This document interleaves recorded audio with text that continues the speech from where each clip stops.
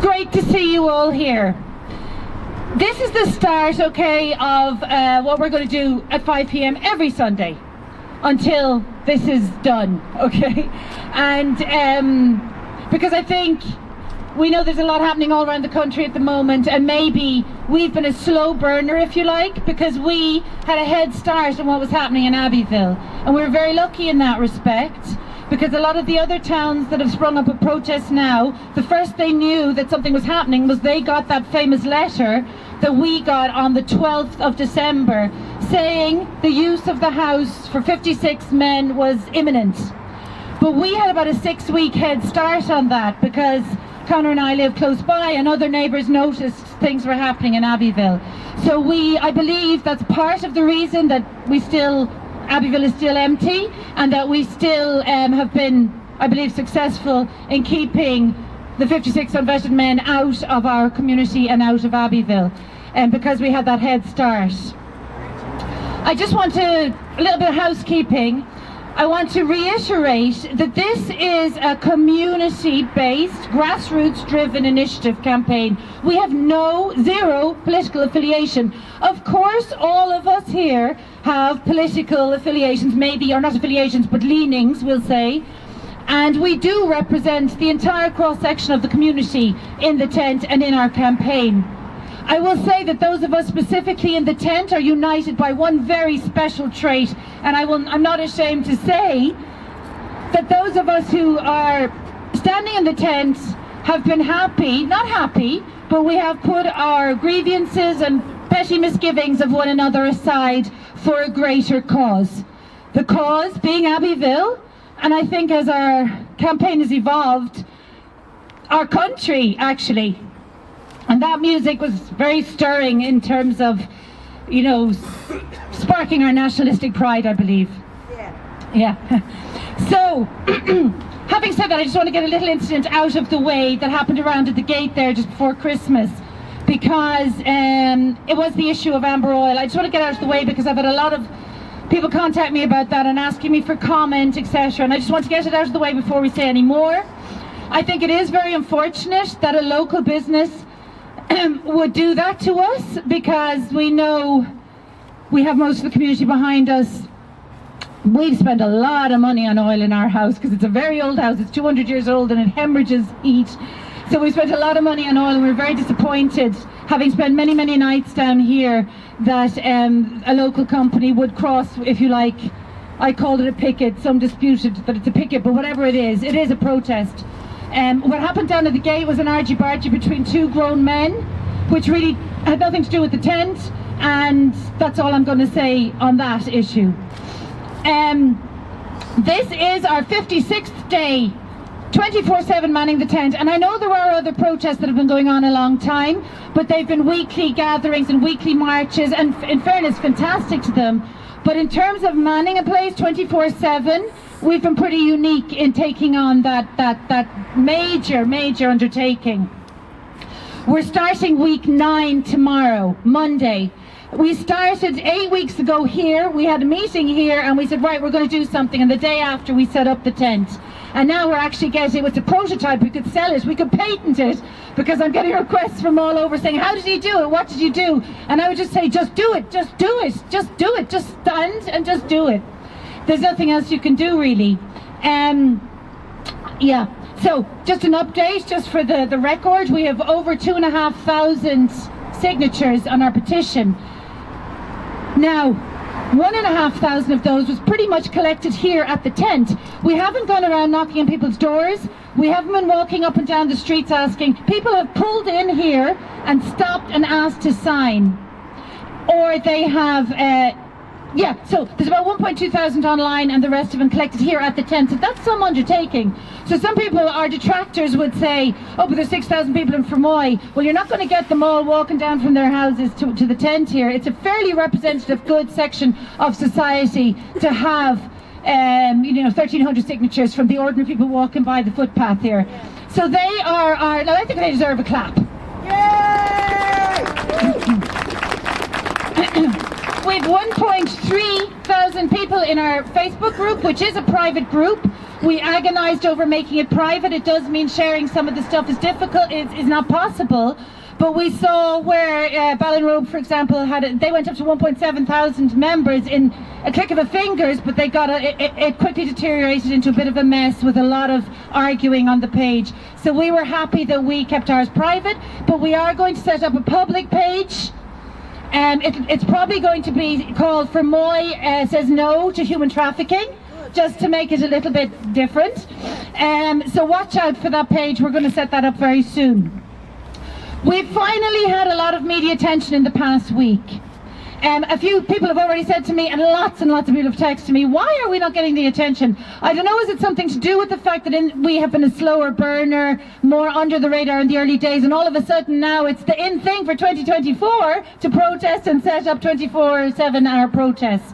But we had Virgin Media here during the week, and I was on the Neil Prendeville show, and the Kerry man, because I'm from Tralee, did a piece.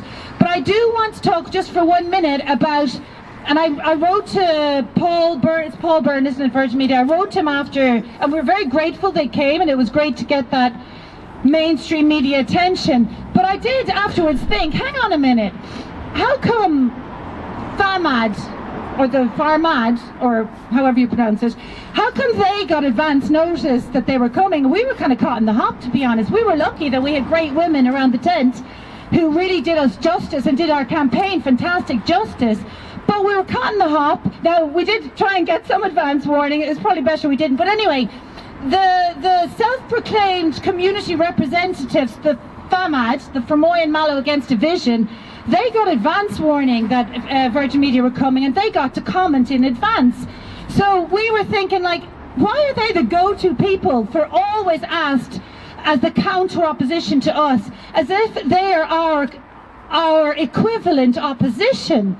They are not our equivalent opposition, and they are proclaiming themselves to be the representatives of the community. But as someone sent me, and she's not here, a really interesting podcast a while ago where they were talking about gatekeepers, and communities tend to have gatekeepers. They're the go-to person. Whenever anyone wants a comment, they go to this gatekeeper, and these gatekeepers get kind of cocky in themselves that they're representing the whole town, and it's a lazy way out for the media to just go to these self-proclaimed gatekeepers and not do their research and talk to the real people on the ground, which is what we have been doing, standing there for the past 8 weeks.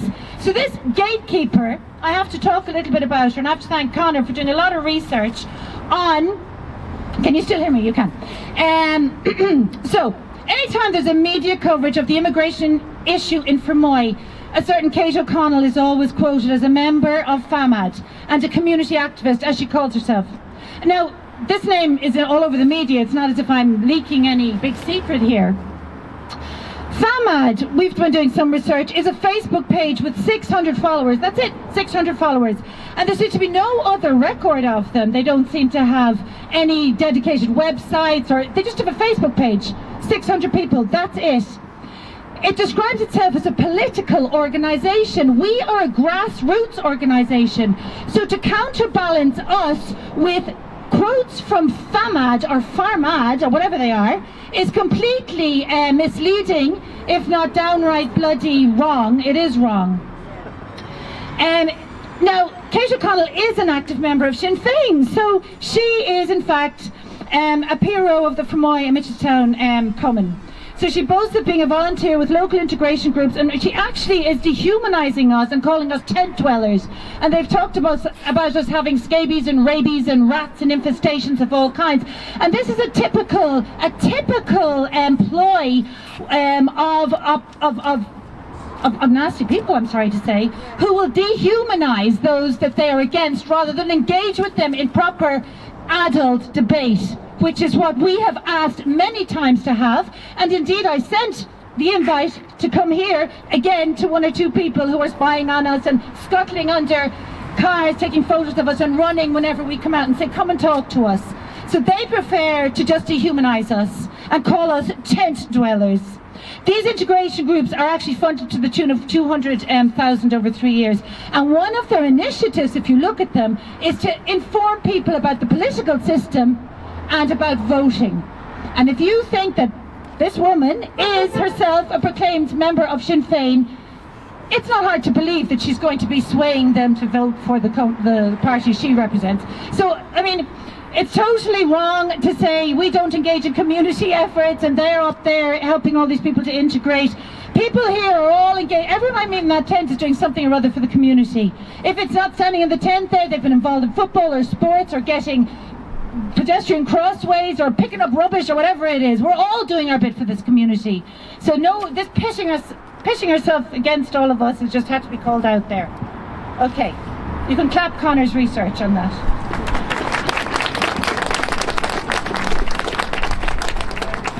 So, are you bored yet, or will I go on with some more information? Okay. So that was just a little side into I said the Amber Oil issue, and I said the FAMAD issue. Yes. Now the head page. Okay. The risks to us. I do want to talk about all those new protests. Great to see Carlow, Urlingford, Ballinrobe. Fantastic. The tent in Urlingford was burnt down today. I believe it was today. It was just today, wasn't it? And this really highlights a major risk to us. I mean, the media and everyone is talking about us, and I mean, that's whatever happened here with the attempt of throwing some fire, a flame thing at Abbeyville a few weeks ago. You know, all the insinuations are that we had something to do with that, when in fact people in the tent pushed it out. But anyway, that's beside the point.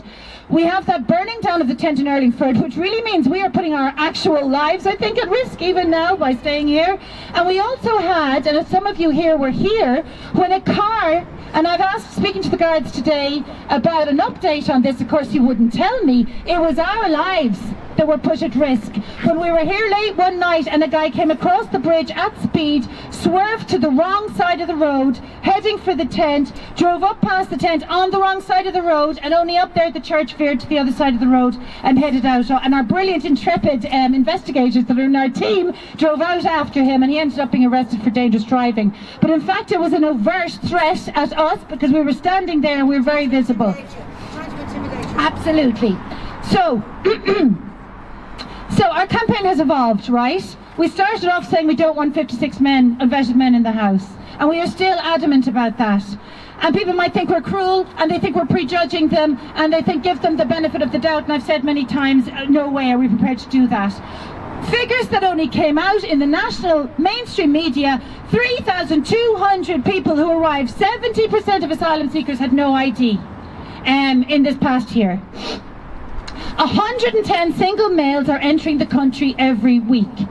And with all due respect, I mean, we love men and you're all wonderful, but we know young single males, we know about testosterone, we know all about, you know, unfortunately the nature of the beast. You don't put 56 of them in together on top of each other there and expect it all to be rosy in the garden. We've gone from 5,000 IPASS applicants in 2017 to 26,000 in 2024. I mean, where does it all end? And if we talk about our scarcity of resources, which we've talked about a lot, but I looked into the Gardaí issue in particular, because I don't know if our few guards down there are going to be particularly happy.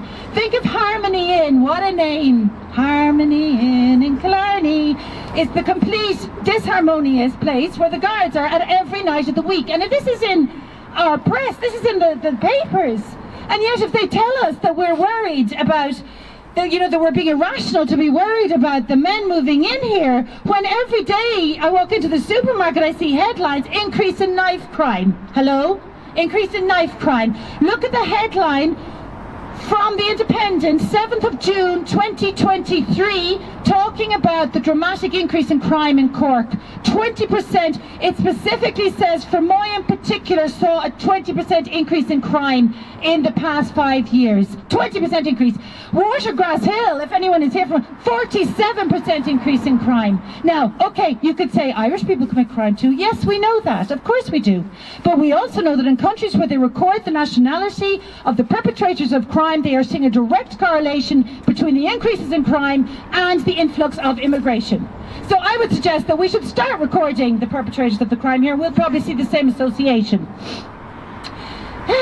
Now, we've less than 15,000 Gardaí in this country. That's 1 per 400 people. 1 guard per 400 people. So if I looked at the census, the population of the country is surprisingly not increasing that hugely in spite of the massive 26,000 influx of all these, because we're hemorrhaging our own people. 22,000 Irish people applied for a visa in Australia last year. So we are hemorrhaging our own people, and I'm sorry, people take offence at the word replacement, but what else is it? Like, what else is it?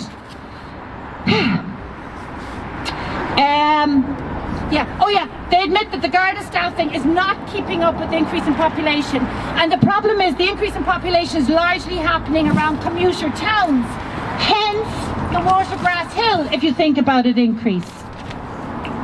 Now, the other interesting thing that I thought was very interesting is we know 50% of the people are coming from 5 countries: Nigeria, Somalia, Albania, Georgia, and one of them, where?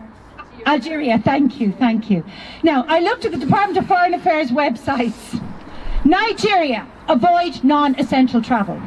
Algeria, high degree of caution warranted if you're travelling to these countries. Somalia, do not travel.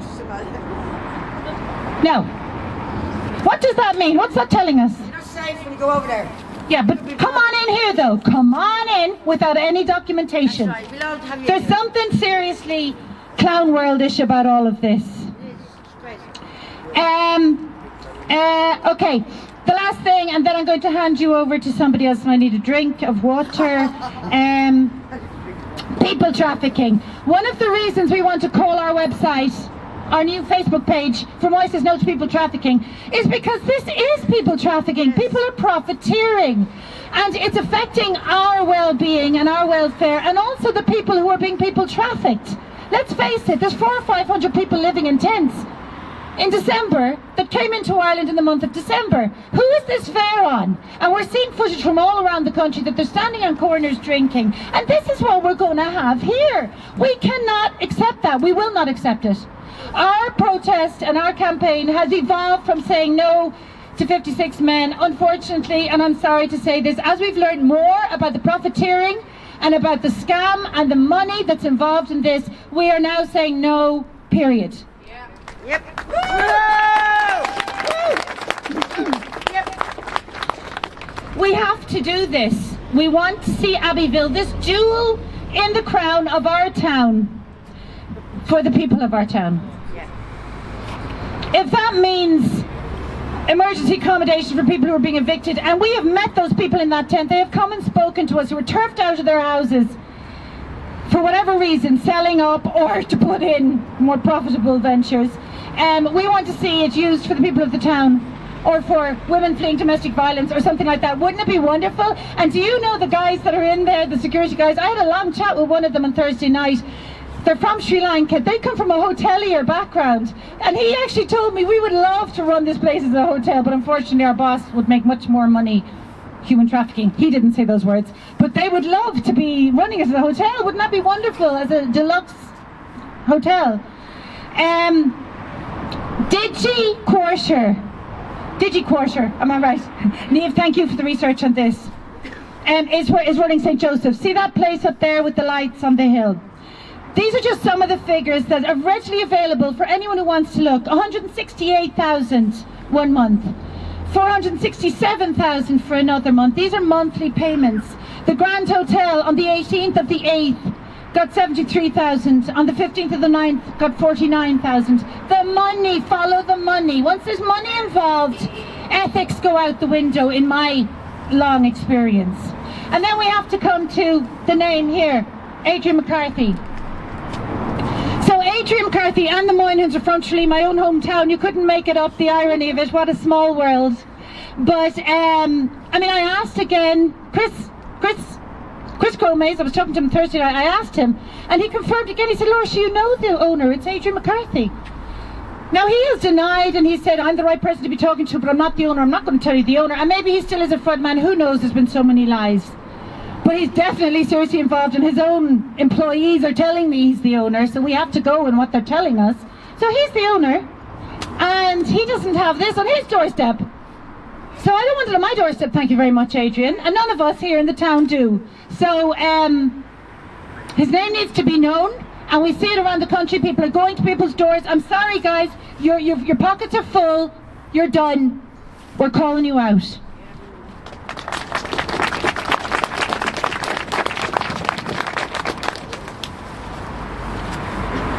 Sorry now, lads.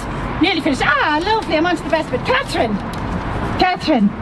So, just to lead in, poor Catherine, I'm putting her on the spot, but I really can't say another word until I have a drink of water. We're trying to do this peacefully. We are peaceful protests, and the guards uphold our right to peaceful protest. At times, okay, we've seen 5 washing machines get moved in there the other day, and we kind of got a little bit testy. And at times our judgment betrays us, and we kind of, we're asking one of the guys going in, could he give us some information? They didn't like it. Okay, but in general, considering we're here 8 weeks, we are doing very well. We've kept a lid on this, we've kept together, we're stronger than ever, and we've kept it a peaceful protest. And we are also working behind the scenes. There's a great team of people here, and I didn't ask them in advance, so I won't call out all their names, but you know who you are, who've been helping us on the legal side. And the buck passing that's going on about the legality of what's going on here, it's like a hot potato. No one wants to hold that hot potato. But the fact of the matter is, and we know that in Killarney, it's Harmony Inn, isn't it, Conor, where there's a court case going on. So Roger O'Gorman went to Killarney. The community were up in arms. Obviously Killarney is completely completely overrun. And Danny Healy-Ray, I saw him in the Dáil going absolutely mad. Ironically, he himself is profiteering from people, but anyway, there you go. He was going mad over these people, 70 people going to the Harmony Inn. The fact of the matter is the Kerry County Council are taking the owners to court because it's not fire compliant. But once the people go in, it's very hard to get them out. So we are actually upholding the law here in a way, because we do not believe that this house is fire compliant. It could not be. It was designed 9 rooms for how many people? 13 people or 16 people maybe, max. 56 people, 6 to a room. It's beyond preposterous. So, Catherine, would you like to just say in very layman terms, please, where we are with all of that side of things? Good woman.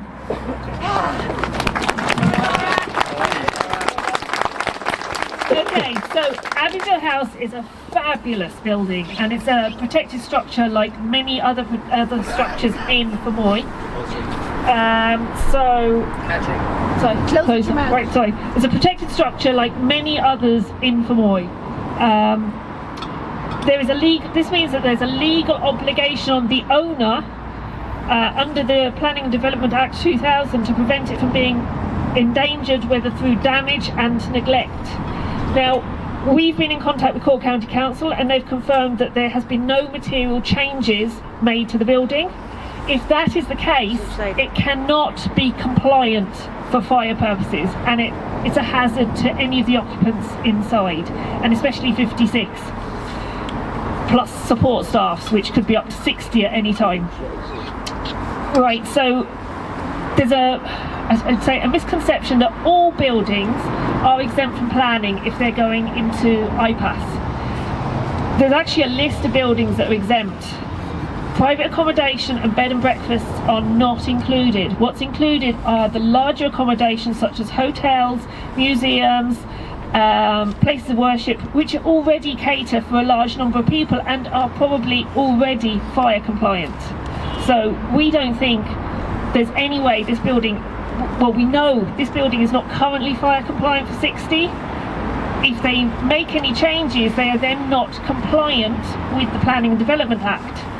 So they will be breaking the law by taking in 56 people at one time, and by blocking the entrance, we will be upholding the law. Now, we've been trying to do this, I suppose, in the background. We've been talking to Fermoy Municipal District, Cork County Council, lots of departments, the area engineer. We've been trying to contact them. Everybody is saying it's not our responsibility, it's somebody else's. They're all passing the buck. Nobody will engage with us. So the next step is we're going to discuss this with the guards during the week and find out what can be done. But currently, as it stands, by preventing 56 men or anybody, 56 people from going in, we will be upholding the law. Okay?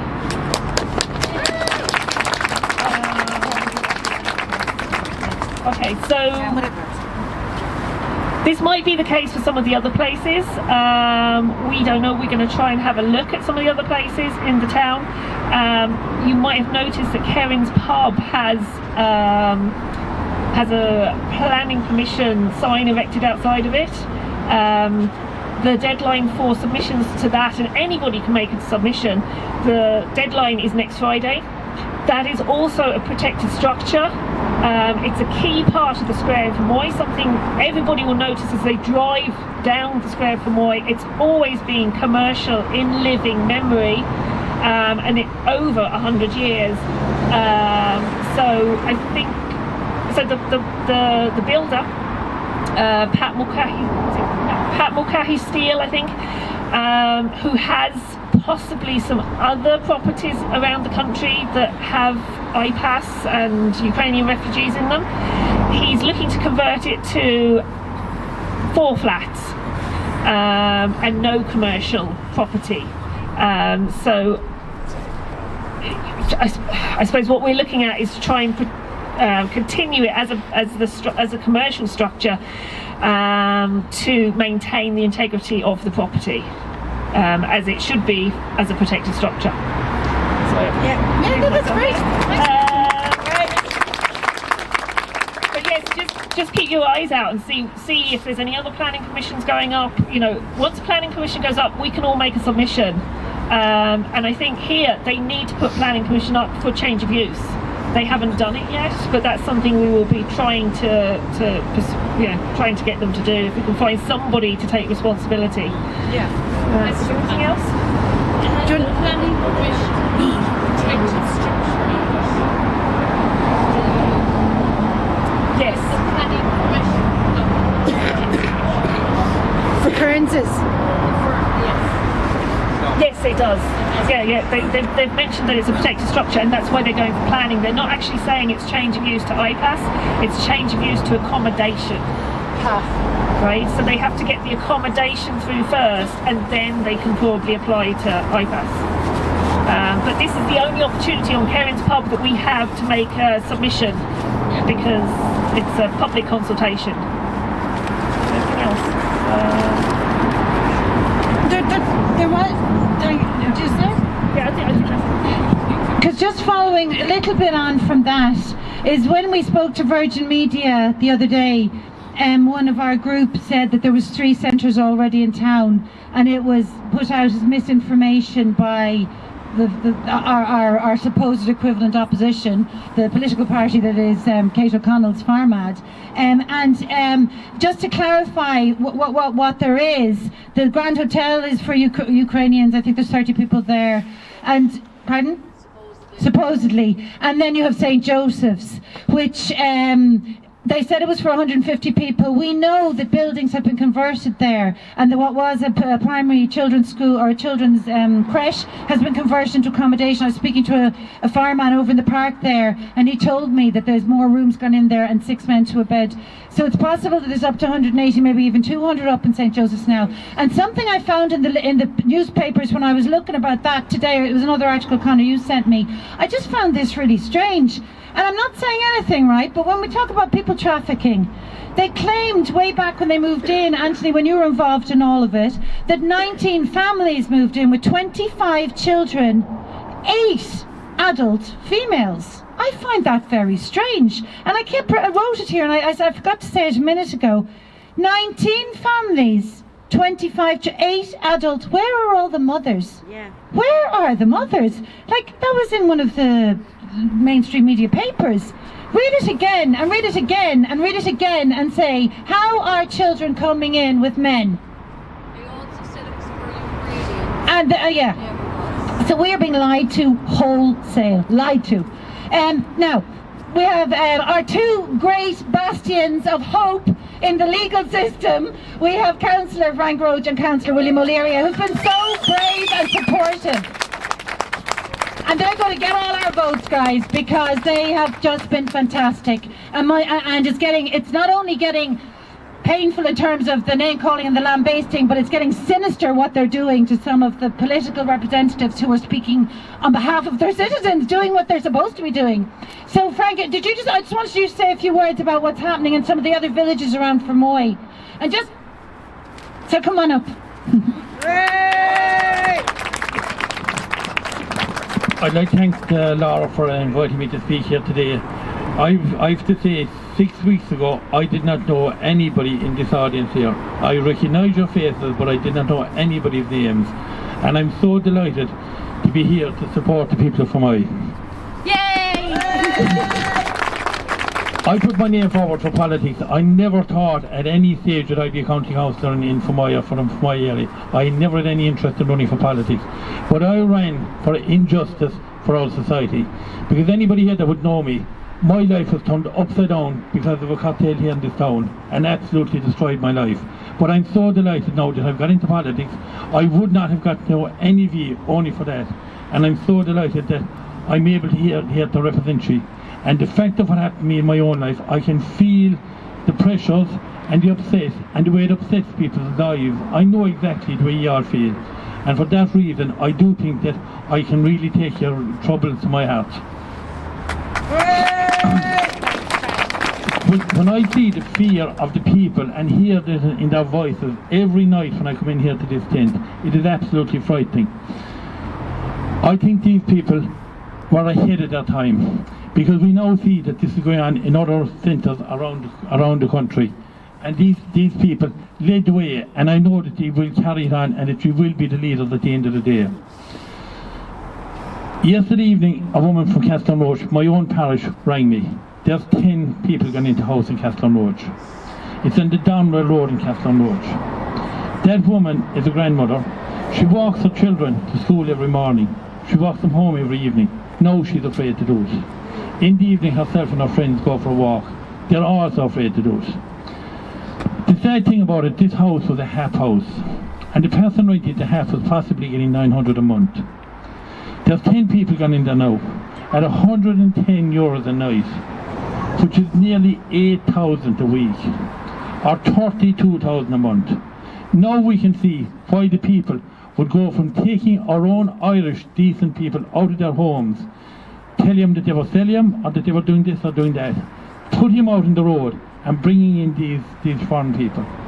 That's the reason they're doing it. It's for money and nothing else. Yeah. Feeding.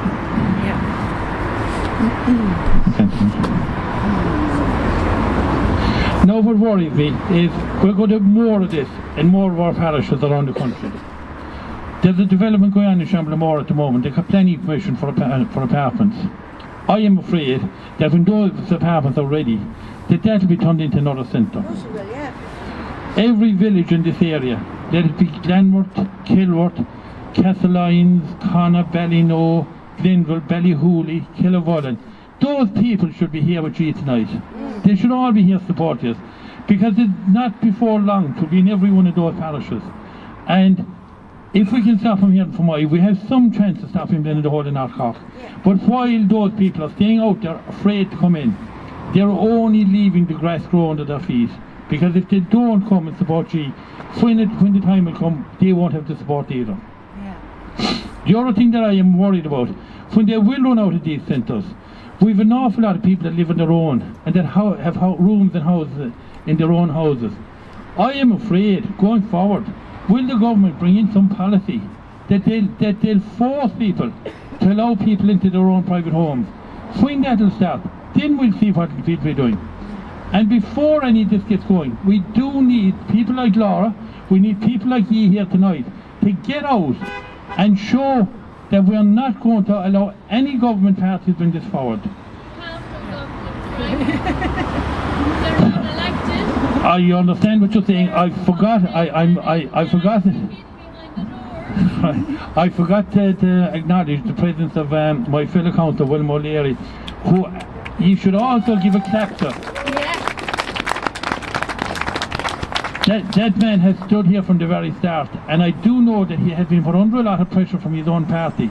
I'm lucky enough insofar as I'm an independent candidate, but I have to say there's an authority, I don't want to name him, but you will all know soon, who are giving me unreal hassle for being here. Since I came here the last 6 weeks, my life has been turned upside down by a state body. And me too. And it's absolutely disgraceful, and I say shame on those people for what they're doing to us.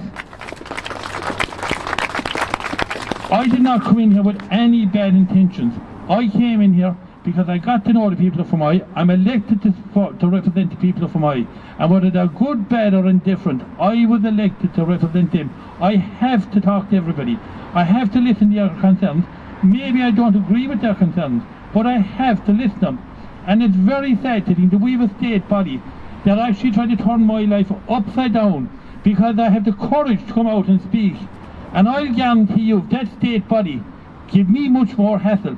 There's books written about stuff that was done here in Fermoy. With people that I can bring out. We have videos of some of those, what they shouldn't be doing while they're on duty. And by God, and if they bring me down, I will bring them down. I don't care what they do. I'm getting fairly fed up at this stage, because I started off as an honest person in this life. I worked my life whole way through honest.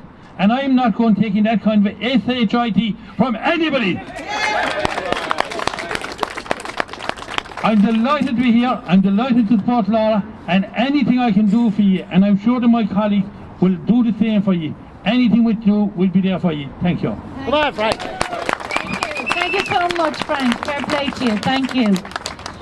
Willie, I know you're full of the joys of Spain and all your lovely holiday, but come up and just say a few words before we finish. Big clap. Thanks, Frank. Well, I don't know what I'm going to say tonight to get myself in even more trouble. But no, but come here. Look, as of the 19th or the 12th of December, there's still no further update than what we previously received, you know. And I suppose the last couple of weeks, particularly over Christmas and into the New Year, have been extremely tough for everyone involved here, you know. I still stand by everything I said, you know, despite the intense pressure that has come under me, particularly in the last 2 weeks as well, you know. But look, I'm not here looking for sympathy, so I won't even get into it. But like, yeah, you're right. You were mentioning, Laura, about Fermoy being a slow burner. It's become the model and the template for the rest of the country, regardless of what people are saying, you know. It's going. I don't know what the next few weeks are going to bring, you know. I doubt even myself and Frank will get any further notifications around this place because of us standing here, because of us speaking to you. You know, but in relation to what I said a couple of weeks ago, you know, the people who are purchasing these buildings, you know, they're far removed from these communities. They're not associated with these communities, and they're extorting money out of these communities. So my comments stand. What was there was just another thing, you know. I mean, at what point are they going to listen to us above in Dublin? You know, the take from my out of it, Ballinrobe, Rosscray, Wexford, you know, up and down the country, particularly since January.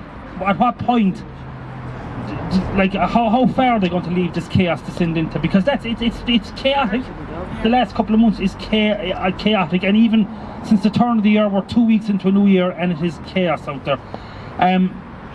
They speak about engagement, you know. Engagement for them means sending one email to the likes of myself saying the premises is now ready for use. That's not engagement under any level at all.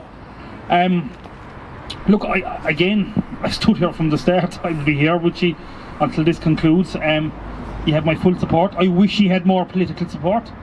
I wish he did. I mean, you must be getting fairly sick of the sight of me and Frank at this stage now. No. You know, I wish there was more that would support it, but you know, I'm not here to talk for them or talk about them. So look, that's their decision. We'll stick together over the next few weeks, because things, you know, we don't know where things are going to pan out here. You know, this is the thing. But again, look, for what you've done, particularly, I just want to give a special mention to, you know, to Laura, to everyone really, okay, who stood here, but to Laura, to Catherine and to Ken for the work they've done over the last... Sorry? You might as well say Stefan too. Stefan, sorry, I didn't see over the last one, because I went down that road, and that is a needle in the haystack job, you know, and Josephine and everyone that has pursued that side of it, because that is tough work. The one thing, I'm not a reader. I'm not one for sitting down reading pages of planning regulations. It's just not a strength of mine. You know, I can't put them up in the locker next to me at bed and read them before I go to bed. It's just not something I would be good at. But it's a tough.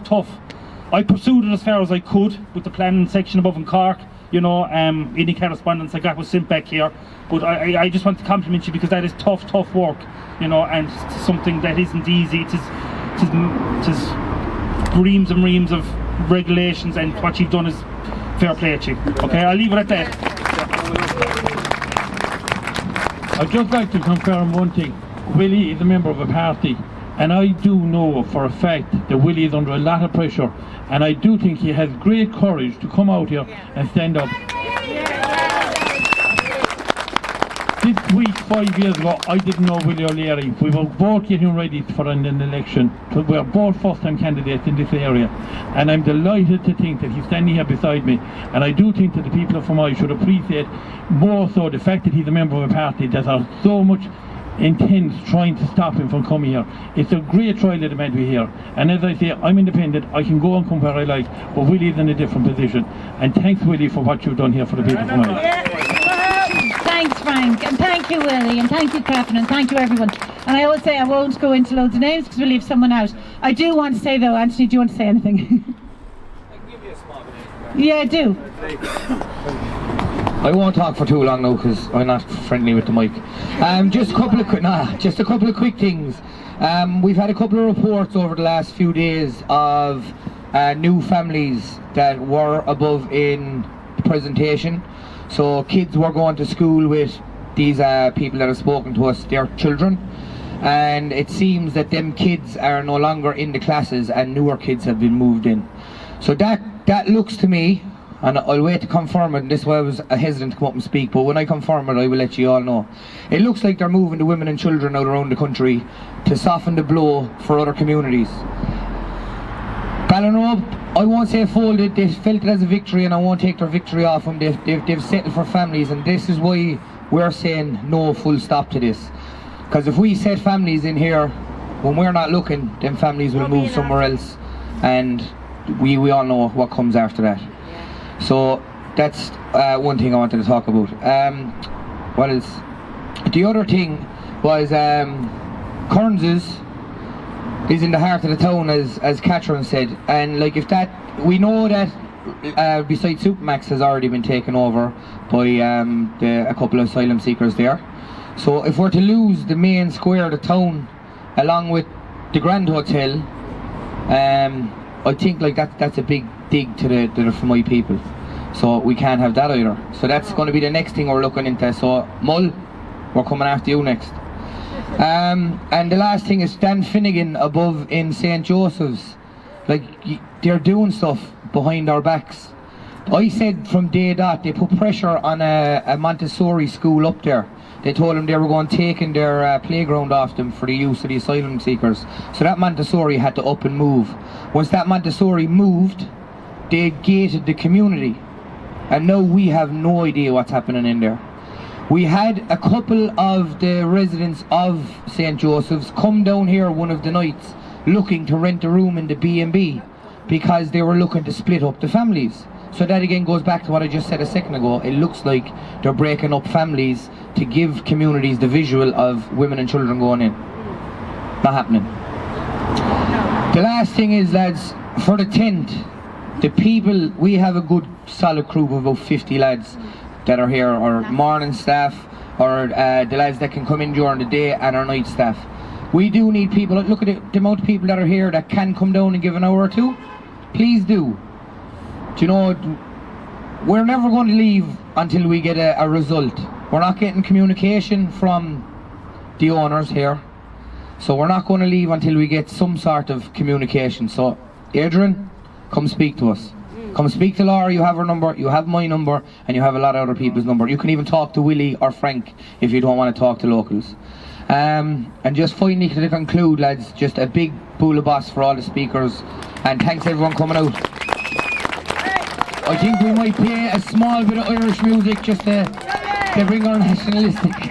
as you put earlier, we put our nationalistic side out there. And thanks very much. And we'll see you again next Sunday. Yes. Yes?